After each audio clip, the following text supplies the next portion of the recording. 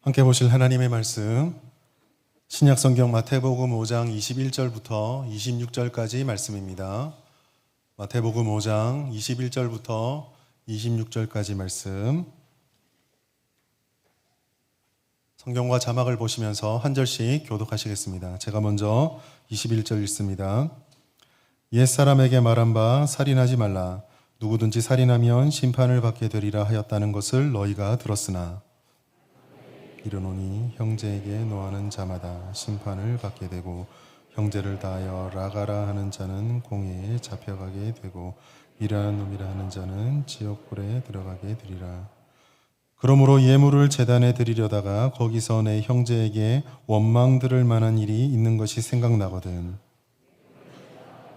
먼저 가서 형제와 화목하고 그 후에 와서 예물을 드리라.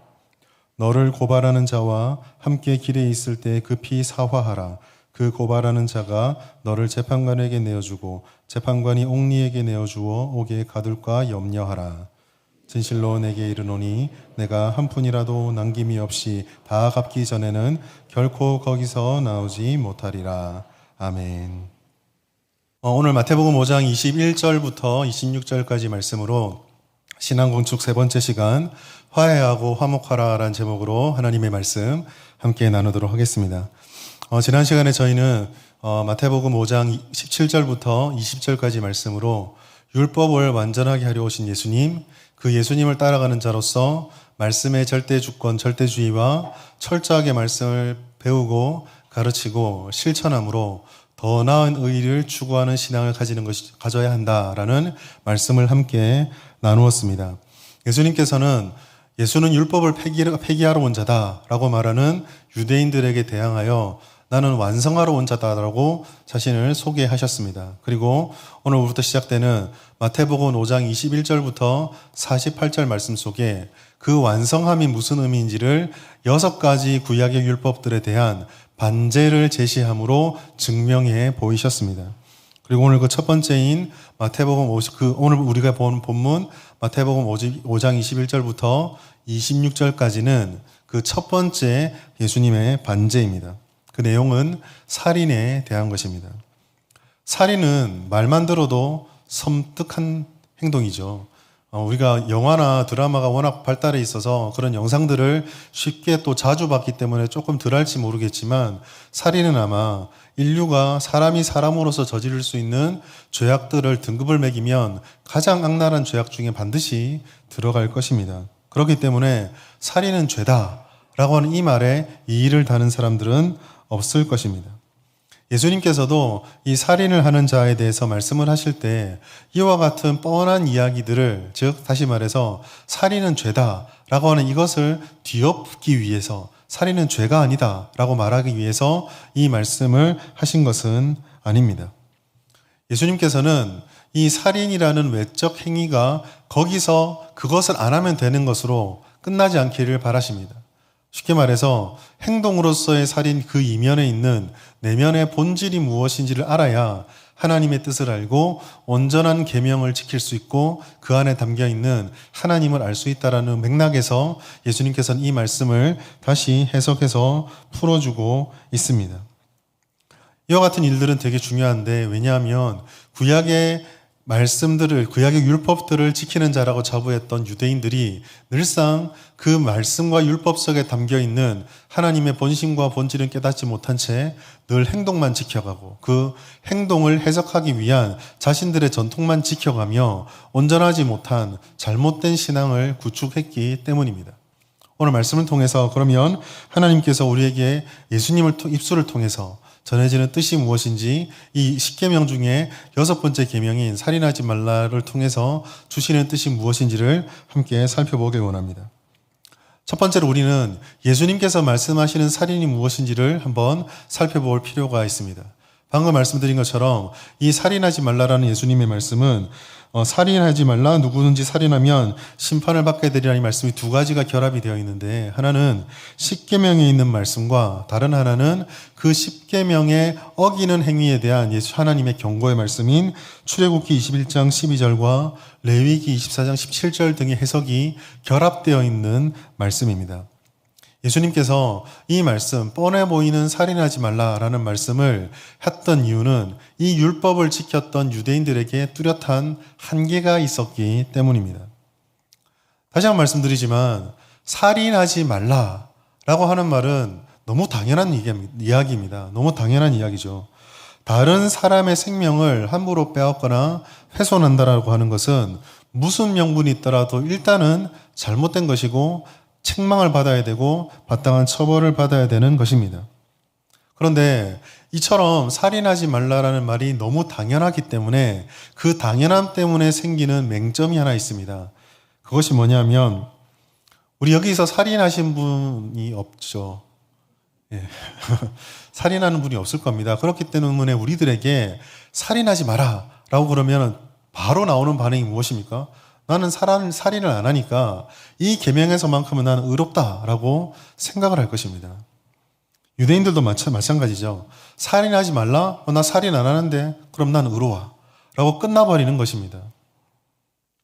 여기서 우리가 생각해 볼 것이 있습니다. 너무 당연한 이 살인하지 말라는 말을 하나님께서 왜 하셨을까요? 굳이 이렇게 계명까지 안 만들고 조금만의 교육과 약간의 규칙 정도만 해도 누구나 다 생각할 수 있는 일들을 왜 계명까지 넣어서 하나님께서는 금하셨을까요? 하나님께서 살인하지 말라 하는 이유를 여러 가지 이유가 있겠지만 한 두 가지 정도로 생각해 볼 수 있는데, 첫 번째는 보편적인 기준으로서 살인을 하지 말라라는 뜻입니다. 무슨 말이냐면 사람은 하나님을 따라 하나님이 형상을 닮은 대로 닮게 창조가 되었습니다. 이 말은 인간은 하나님께서 다른 어떤 창조물과도 비교할 수 없도록 부여하신 영광과 존귀함이 있다라는 것입니다. 그리고 하나님께서는 모든 창조의 끝에 이와 같이 가장 아름답고 가장 존귀하고 가장 영광스러운 모습으로 사람을 창조하시면서 그 창조의 모든 만물을 다스릴 사명을 인간에게 주셨습니다. 창세기 1장 26절부터 28절까지 있는 말씀인데, 그 말씀 속에서 사람에게 주어진 임무는 이 모든 창조물들 가운데서 생육하고 번성하고 충만할 수 있도록 보존하고 통치할 책임을 주셨습니다. 여기에 하나님의 말씀을 따라 보존하고 존중할 의무가 있을 뿐이지 그것을 훼손할 수 있는 권한은 사람에게 없기에 보편적인 윤리와 창조 질서 속에서 우리는 살인을 하면 안 됩니다. 두 번째로 십계명의 맥락에서 이해하는 것입니다. 즉 살인하지 말라라는 말씀이 십계명에 들어가 있고, 이 십계명은 하나님께서 은혜로 택하셨던 택함 받은 백성 이스라엘에게 언약 관계를 맺은 자로서 지켜야 될 규범으로 주셨다라는 점입니다. 쉽게 말해서 살인하지 말라라는 그 행위는 단순한 행위를 지키냐 마느냐의 문제가 아니라 내가 이것을 지킴으로 하나님과 내가 언약을 맺은 주님이시고 백성으로서의 관계를 인정한다라는 고백이 되는 것이고, 그것을 순종함으로 하나님의 모든 은혜들을 인정하고 돌본다라는 의미가 됩니다.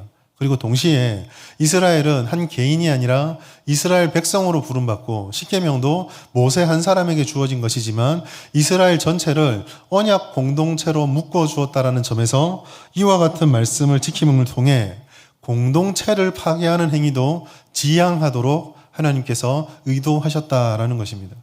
이 두 가지를 잘 생각해 볼 수 있습니다. 조금 어렵게 말씀드렸지만 자연적이고 상식적으로 살인을 해서 안 되는 것과 언약 백성으로서 하나님의 관계 속에서 신앙의 개념으로 살인을 해서 안 된다라는 이 두 가지가 있다라는 것이죠.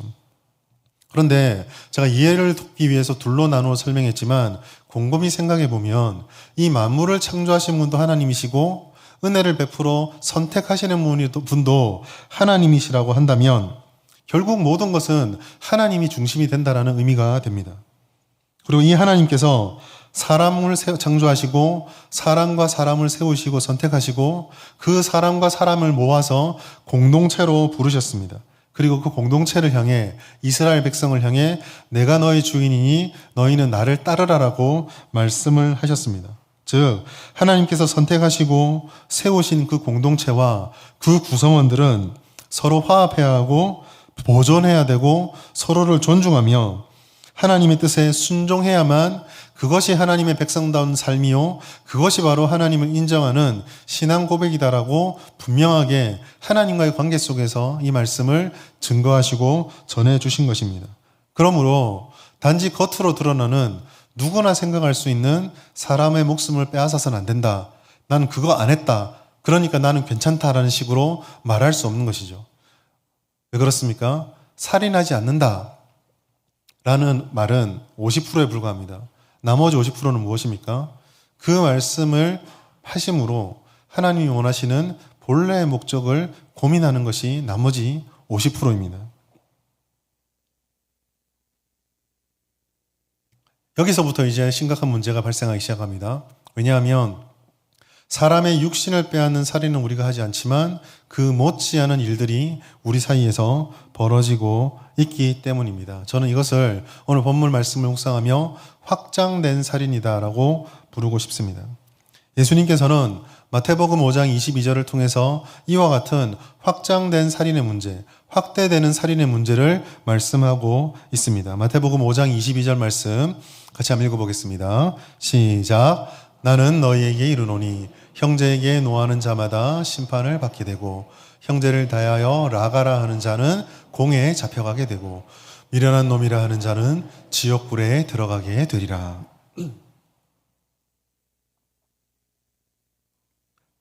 이 말씀을 잘 보시면 십계명의 원래 율법의 의미는 행동을 금하는 것에 집중되어 있는데 이 22절 말씀은 행동 이전에 있는 상태, 즉 이러한 행동을 이끌어내게 만드는 마음의 상태에 대해서 예수님께서 말씀하고 있다는 것, 그리고 그 마음으로부터 시작돼서 살인까지는 미치지 않으나 그 중간 어디쯤에서 일어날 수 있는 행동들에 대해서 말씀하고 있다는 사실을 알 수가 있습니다. 마음에 분노가 생기고 그 분노가 증오를 낳고 그로 인해서 다른 이들에 대해서 생각이든 마음이든 경멸하고 무시하며 또한 그런 것들이 의도적이든 무의식적이든 밖으로 표출될 때 가장 먼저 나타날 수 있는 언어적인 문제를 한꺼번에 예수님께서 거론하고 있다라는 것입니다. 이 본문을 자세히 살펴보겠습니다. 첫 번째로 예수님께서는 22절 말씀을 통해서 형제를 향해 분노하지 마라라고 말씀하셨습니다. 형제를이라고 지칭한 것을 보았을 때 여기 이 말씀의 1차적인 대상은 우리가 잘 알다시피 산상수훈의 첫 번째 대상인 예수님께 선택받은 제자들과 믿음의 공동체다라고 볼 수가 있습니다. 그러나 로마서 12장 18절 보았을 때에 너희는 모든 자라 할 수만 있으면 화목하라라고 우리의 신앙의 경계를 모든 믿지 않는 자까지 모든 만물로 펼쳐놓는 것을 보았을 때에 어쨌든 오늘 말씀에서 깊게는 다루지 않겠지만 궁극적으로 이 분노의 문제는 우리의 모든 일상에까지 걸쳐져 있는 문제입니다. 자, 이렇게 분노에 대해서 말씀을 하시면서 성경은 예수님도 마찬가지지만 이 분노를 단순하게 마음의 상태나 정서적인 상태다라고 말하고 있지는 않습니다. 훨씬 더 심각하게 이야기하고 있습니다. 요한일서 3장 15절 말씀 같이 읽습니다. 그 형제를 미워하는 자마다 살인하는 자니 살인하는 자마다 영생이 그 속에 거하지 아니하는 것을 너희가 아는 바라. 아멘. 우리가 말씀을 통해서 한번 나누었지만 성경은 미움, 증오가 고착화되면 하나의 지향성을 가지게 되고 그게 미움이 되거든요. 분노는. 그 미움을 성경은 그냥 마음의 상태다라고 말하는 것이 아니라 외적으로 드러나는 살인과 똑같다라고 분명히 말씀하고 있습니다. 개인의 감정이 그치지 않고 어떤 상대를 향한 지향이 미움이 되었을 때 그 미움을 가지게 되면 다른 이들에게 겉으로 드러나는 행동하기에 앞서 그 상대방을 향한 사랑이 사라지게 됩니다. 연민도 사라집니다. 사랑하지 않고 연민하지 않으니 관심도 사라지게 되고 관심이 사라지게 되니 그 상대방이 어떤 필요성을 가지고 있는지 그로 인해서 내가 할 수 있는 것이 무엇인지 고민하는 것들은 전혀 나타나지 않습니다. 즉 다른 이들에 대한 영적, 육적, 심미적 필요에 대한 민감함들이 사라지게 되는 것입니다. 우리가 이와 같은 민감함이 사라지게 된다면 다른 이들을 보존하고 통치한다거나 풍성하게 세워간다거나 그들을 돌본다라는 것은 불가능합니다. 두 번째로 형제를 다하여 라가라 부르는 자 역시 살인을 하는 것과 같다라고 예수님께서는 말씀하셨습니다. 라가라고 하는 단어는 사람을 모욕할 때 사용됐던 단어입니다. 우리식으로 좀 표현하자면 바보야 내지는 뭐 1부 때는 무심결 했는데 2부 때는 잘 안 나오네요. 빙신아 뭐 이런 거 있죠. 천치야 뭐 이런 그런 얘기들을 표현할 때 쓰는 게 라가입니다. 그리고 그 뒤에 있는 미련한 놈이라는 것도 헬라어로 모레라고 그러는데 이 헬라어에서 모레라는 단어가 히브리어도 비슷한 의미 있거든요. 모레라는 히브리 말이 있는데 이게 또 바보 이 정도 의미를 가지고 있는 단어입니다. 그런데 이와 같은 것들이요 사실은 일상적으로 사용될 때는 문제가 되지 않는, 바꿔 말해서 뭐 그렇게 심한 욕이 아닙니다. 예를 들어서 우리가 일상생활을 하면서 굉장히 친한 친구들이나 친밀한 관계를 맺을 때에 그러한 사람들이 하는 실수나 조금 어리숙한 행동을 할 때 우리가 웃으면서 에이 바보야 뭐 이런 거 있잖아요. 근데 그 말을 할 때 관계가 좋고 그냥 아무 문제가 없으면 그렇지 내가 좀 웃고 넘어갈 수 있는 그 정도의 말이 라가와 미련한 놈, 모레라고 하는 단어입니다. 그런데 문제가 어디에서 발생하냐면 이렇게 평상시면 아무 문제 없이 넘어갈 수 있는 말인데 똑같은 라가, 똑같은 모레를 말하는데 이 라가라고 모레라고 말하는 사람 마음속에 분노가 있을 때입니다. 마음에 쌓인 분노가 제가 누군가를 지향하는 미움으로 간다고 말씀드렸는데 누군가를 지향한다는 것은 그 말이든 생각이든 무엇이든 공격성을 가지고 있다라는 것이죠. 공격의 목적은 넘어뜨리는 것입니다. 보호하는 게 아닙니다. 그렇기 때문에 언제든지 누군가를 공격하고 그리고 그 공격의 최종 목적은 내가 보호받는 것에 있습니다. 그러다 보니 이와 같은 공격성이나 이와 같은 미움과 분노가 마음속에 생성이 되면 다른 이들에 대해서 자신도 모르게 경멸하고 무시하게 되고 존중하지 않게 되며 이러한 것들이 쌓이고 쌓이다 보면은 나도 모르게 의식적으로 무의식적으로 아무렇지도 않게 라가라고 모레라고 말이 튀어나가는 것입니다. 그런데 내 마음에 분노와 공격성이 있기에 그때의 라가와 모레는 정말 진심입니다. 이와 같은 사소한 말을 중요한 이유는 단지 내 마음의 진심과 공격성이 담겼기 때문만은 아닙니다. 우리는 영적인 존재입니다. 영적인 존재이기 때문에 우리가 생각할 때는 뭐 이 정도야 괜찮겠지 라고 생각하는 것들이 생각외로 큰 상처와 파장을 불러일으킬 때가 있습니다. 특별히 분노나 미움과 증오와 같은 것들은 마음속에서 일어나는 정서의 움직임입니다. 그런데 이 정서는요 언제나 우리 영혼에 함께 영향을 미칩니다. 다른 말로 표현해서 이와 같은 마음의 정서가 내게 가득 차 있고 이것들이 나의 영혼을 지배하고 있다고 한다면 영적인 존재인 상대방 역시 평소 때 똑같이 듣던 말이지만 그 영적인 그 영혼 속에 우리의 마음 속에 있는 증오와 미움의 파장이 그대로 전달이 되어집니다. 그러다 보니 이와 같은 파장들이 나를 태우고 너를 태우게 되고 나와 너로 형성되어 있는 공동체의 이 불길이 번져가게 되는 것입니다. 결국 증오와 이와 같이 아무것도 아니다고 생각했던 작은 말이 불씨가 되어 온 공동체를 태워버리는 불이 되어버리는 것입니다. 야고보서는 이것을 잘 알고 이렇게 말씀을 하였습니다. 야고보서 3장 6절 같이 읽습니다. 혀는 곧 불이요 불의의 세계라. 혀는 우리 주체 중에서 온몸을 더럽히고 삶의 수레바퀴를 불사르느니 그 사르는 것이 지옥불에서 나느니라. 아멘. 작은 말 한마디입니다. 평소 때도 썼던 말입니다. 예전에도 그런 말로 서로 이야기를 했었습니다. 그래서 지금도 비록 지금 마음은 좀 그렇지만 뭐 큰 문제가 있을까? 라고 아무렇지도 않게 무심결에 말을 던졌는데 정신 차리고 돌아보니 어떻게 돼 있다고요? 혀는 불이기에 어느 날 삶의 수레바퀴가 활활 타고 있는 것을 발견하게 되는 것입니다. 여러분 그런데 이와 같이 분노와 그로 인한 작은 말들에 대한 하지 말라고 말씀하시는 예수님의 말씀 속에 무언가 하나가 빠져 있습니다. 그 말씀 속에 나타나지 않는 것이 있습니다.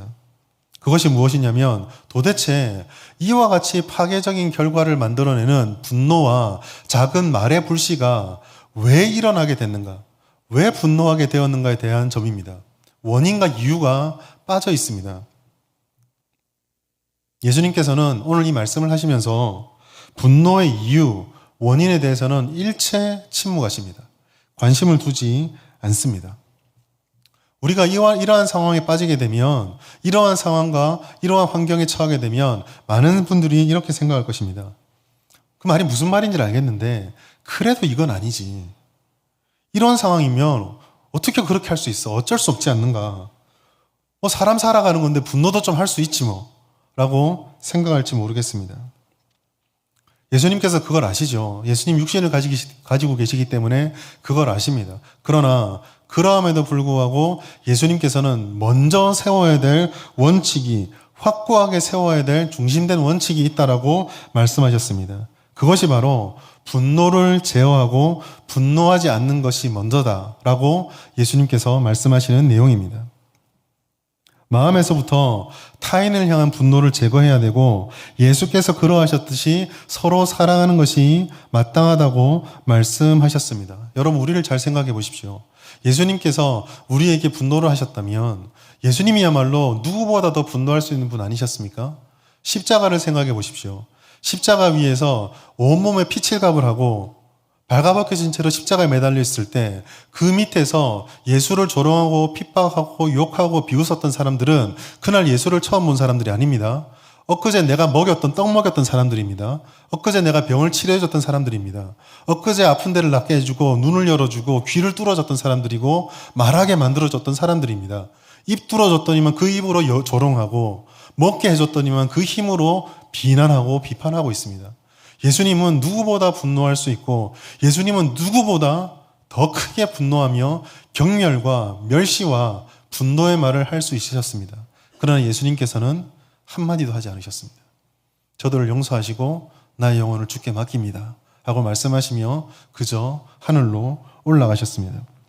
이것이 우리에게 요구하는 것입니다. 이유여하를 막론하고 우리는 분노와 그로부터 일어나는 관계를 깨트리는 사소한 말과 행동을 경계하고 하지 말아야 합니다. 분노의 끝, 경멸과 무시의 끝에 기다리고 있는 것은 우리가 그 원인을 찾고 도대체 왜 이런 일이 일어나는가 계속 묻고 물음으로 모든 것이 정리될 것 같지만, 그 끝에 가면 기다리고 있는 것은 누가 옳은지 누가 그른지가 판명되어지고 누가 책임이 있고 누가 책임이 없는지가 판명되어져서 원인과 결과가 규명되었으니 이제 잘 되겠지라는 생각했던 것을 비웃듯이 온통 불바다가 돼 있는 우리 주변과 환경을 보게 될 것입니다. 예수님 말씀 보십시오.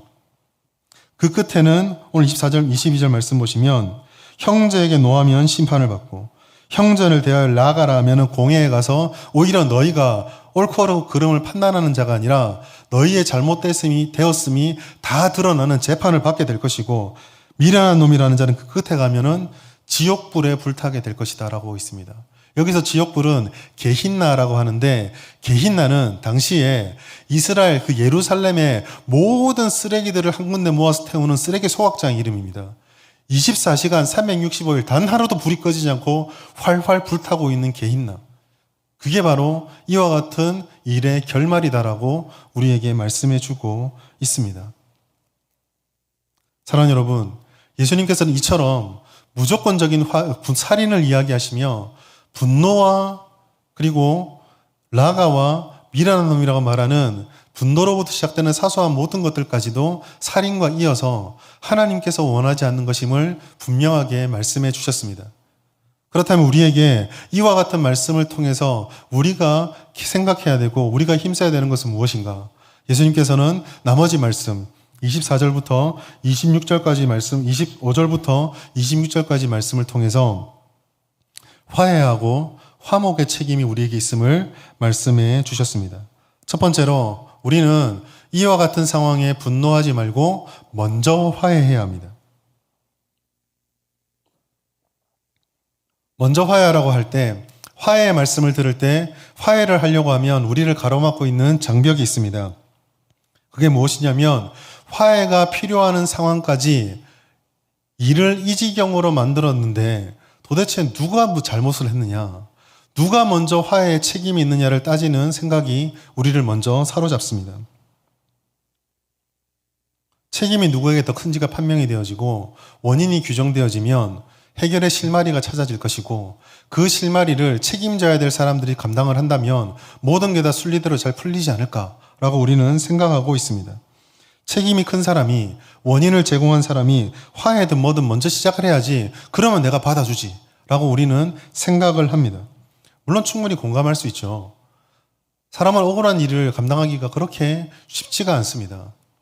그러나 여러분, 우리는 언제나 말씀대로 행동을 해야 합니다. 예수께서 말씀을 통해서 우리에게 무엇을 원하시는지, 일반적으로 상식이 그게 맞다고 할지라도 과연 성경이 그것을 지지하는지를 생각해 보아야 합니다.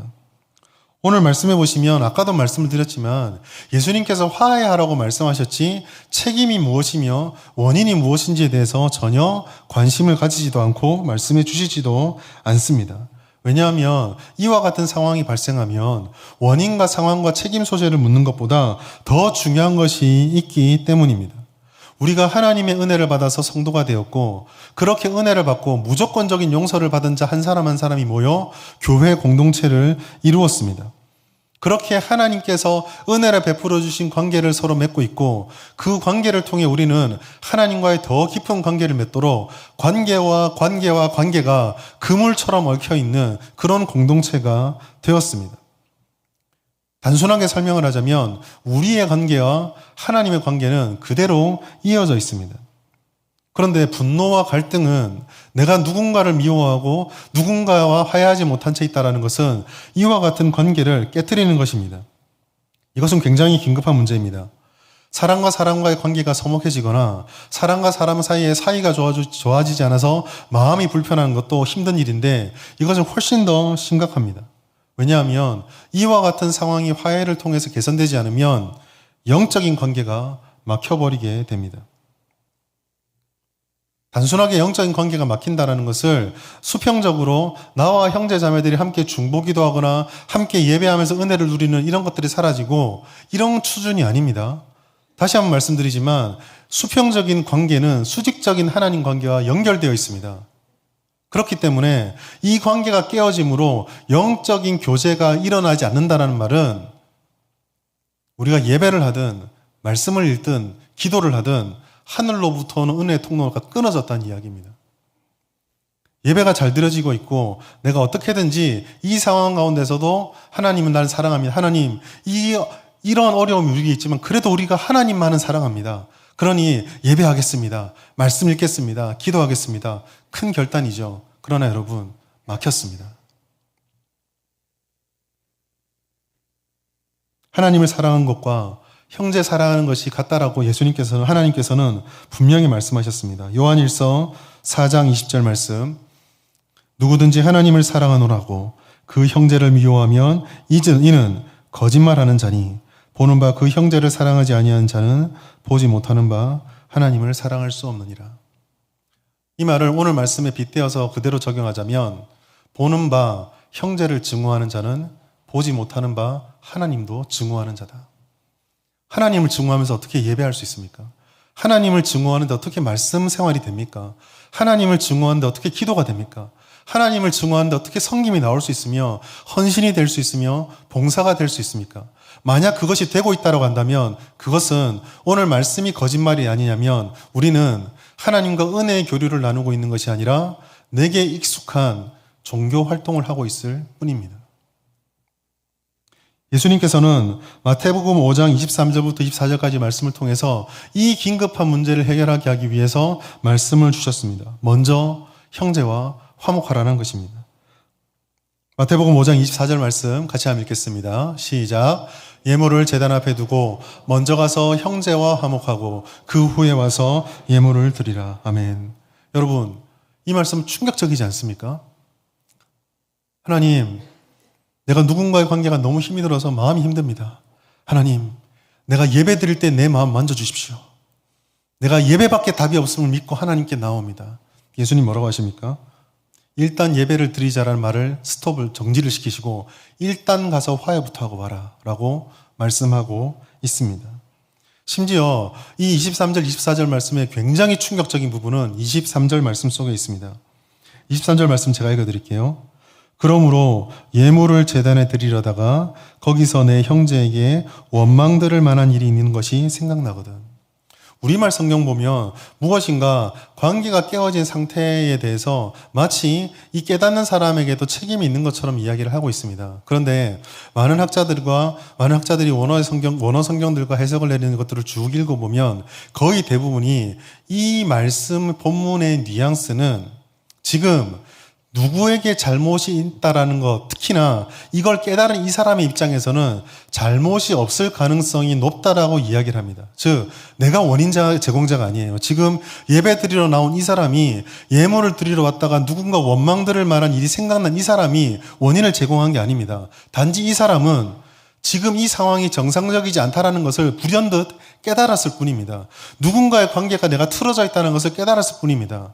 그런데요, 하나님 예수님께서 뭐라고 말씀합니까? 이 훼손된 관계를 먼저 가서 해결하라고 합니다. 왜요? 깨달았으니까요. 대부분 이런 상황이 되면 괜히 원망하는 그 사람에게 모든 문제 해결을 돌립니다. 야, 저 사람은 괜찮은데 왜 네 혼자 마음에 품고 너 혼자 그렇게 힘들어하느냐? 네가 풀어야 된다. 그래서 성경은 뭐라고요? 예수님께서는 내가 잘못했냐 잘못했지 않느냐 그 문제가 아니라 깨달았으면 누구라도 먼저 가서 먼저 화해를 하는 것이 그 어떤 신앙생활보다 우선이다라고 말씀하고 있는 것입니다. 내가 깨달았으니 내가 먼저 가서 손을 내밀어야 한다고 하십니다. 내가 먼저 화해를 시도해야 합니다. 그리고 먼저 화해를 시도하며 지속적으로 화해를 시도해야 합니다. 24절 말씀 보면 예물을 제단 앞에 드린다, 예배를 드린다, 그리고 화목한다. 이 모든 것들은 한 번에 딱 끝나는 행동이 되어 있습니다. 예배 드리는 것으로 한 번이 끝나고 그 다음에 화목하게 되다란 말도 한 번으로 끝나는데 재미있는 건 이 말씀을 깨달은 이 사람이 화해를 하려면 가야 되잖아요. 이 가서라고 되어 있는 이 단어가 한 번으로 끝나는 단어가 아니고 가고 또 가고 계속 가고 끝날 때까지 가라는 의미를 가지고 있는 현재 진행의 의미가 쓰여 있습니다. 그러니까 먼저 화해하는 사람이 화해야만 하면 바로 문제가 해결되지 않더라도 네가 깨달았으니 먼저 손을 내밀고 멈추지 말고 손을 내밀고 끝까지 손을 내밀으라고 예수님께서 말씀하고 있는 것입니다. 책임이나 원인의 문제에 얽매이지 마십시오. 그 원인을 통해서 내가 먼저 굽히면 내 자존심이 상한다고 자존심을 잡아서는 안 됩니다. 원인 찾다가 책임 소재 묻다가 내 자존심 지키려다가 영원히 죽습니다. 은혜가 말라버립니다. 먼저 우리가 화해해야 합니다. 끝까지 화해해야 합니다. 그것이 예수님께서 우리에게 원하시는 첫 번째입니다. 두 번째로 먼저 화해하면서 동시에 급하게 화해해야 한다라고 말씀하고 있습니다. 25절부터 26절까지 말씀을 보시면 이와 같은 화해의 긴급성을 설명하기 위해서 소송 상황을 가정에서 예화를 들고 있습니다.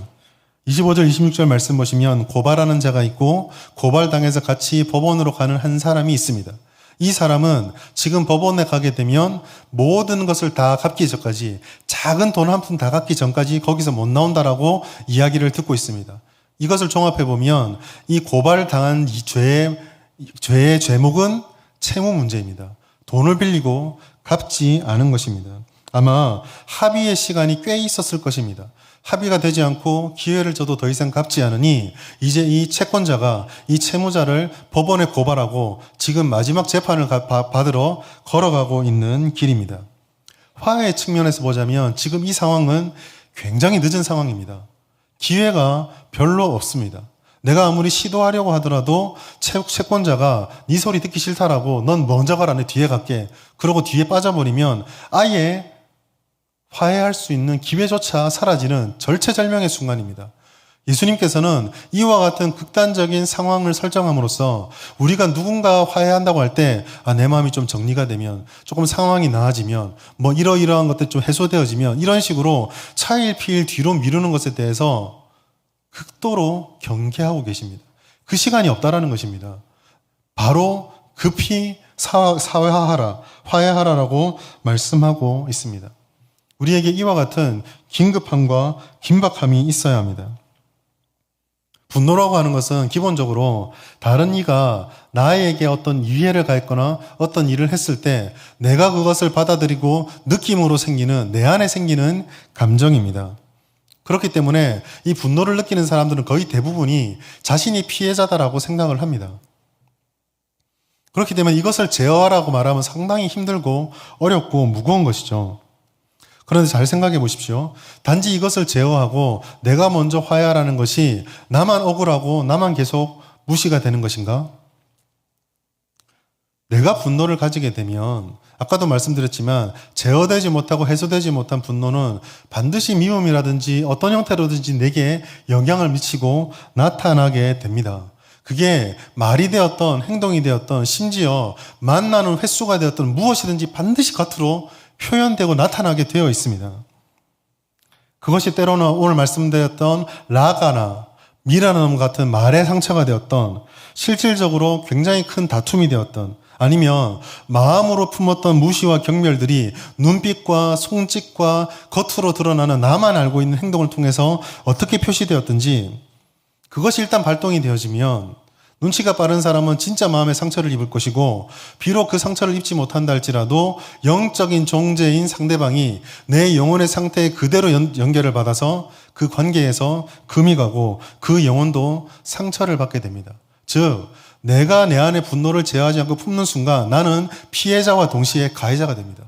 누구도 책임지고 누구 한 사람에게 책임진다라고 말할 수 없는 상태가 되는 것이죠. 이처럼 우리는 분노의 피해자여 분노의 제공자가 될 수 있기 때문에 관계에서 분노가 발생하는 순간 관계에 금이 가는 순간 책임을 논하다가는 끝까지 싸움밖에 되지 못합니다. 나도 피해자라 생각하고 저쪽도 피해자라 생각하고 누구도 가해자라 생각하지 않고 있는데 어떻게 책임 소재가 발견되어지고 가려질 수 있겠습니까?